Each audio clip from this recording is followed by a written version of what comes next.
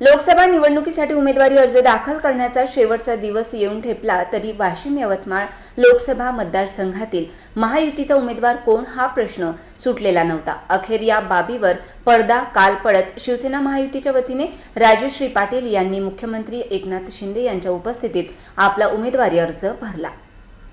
वाशिम यवतमाळ लोकसभा मतदारसंघासाठी विद्यमान खासदार भावनाताई गवळी यांना तिकीट मिळणार की नाही याबाबत तर्कवितर्क लावले जात होते।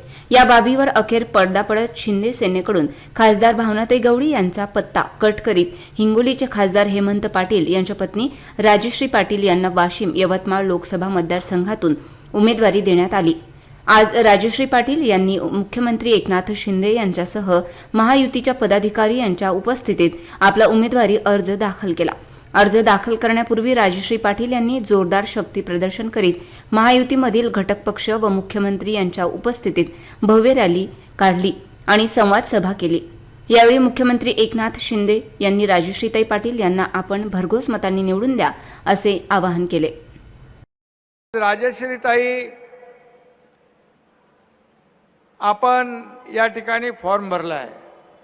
खरं म्हणजे राजश्रीताईचं नातं मला आपल्याला सांगण्याची आवश्यकता नाही आणि आपल्या प्रत्येक ताईला माहेरचा ओढा असतो आणि त्या माहेर वाशिन म्हणजे आपल्या लेकीप्रमाणे आपली या यवतमाळ वाशिमची लेक म्हणून आज आपल्या समोर त्या लोकसभेच्या उमेदवार म्हणून आलेले आहेत। मला खात्री आहे जे वातावरण पाहतोय त्यावरून सगळे रेकॉर्ड ब्रेक करून आपण त्यांना निवडून देणार आहात हे नक्की मला त्याची खात्री आहे।